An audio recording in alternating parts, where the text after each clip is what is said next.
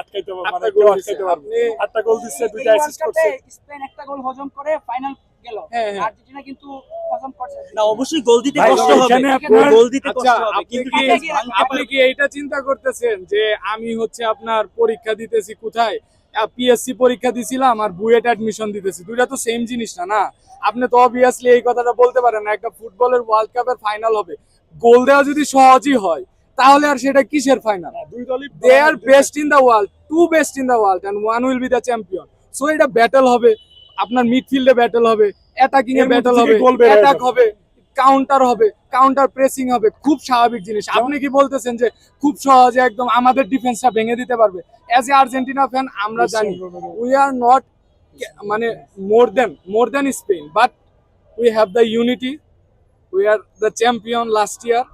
So স্পেনের সাথে কয় গোলে জিততে চাই কি, এখন আমাদের চাই নেক্সট ভাই, খেলাটা জিততে হচ্ছে চাই, ইংল্যান্ডের জিততে সাথে, তো চাই। আমাদের আগে ফোকাসটা আমাদের ওই জায়গায়। focus থাকবে। World Cup আমরা আসলে বেসিক্যালি এটা বলতেছি। শেষ প্রশ্ন যদি করি যে এখনো পর্যন্ত যতগুলো পর্ব দেখেছেন, আজকে ফ্রান্স বনাম স্পেনের খেলা যে লড়াকু মনোভাব কিংবা স্পেনের যে নৈপুণ্যতা, এমন এখনো পর্যন্ত কোনো ম্যাচ দেখেছেন কিনা? না, আজকে পুরো টুর্নামেন্টের মধ্যে মনে হয় স্পেন সবচেয়ে ভালো ম্যাচটা আজকে খেলছে। মানে আমরা এতটাও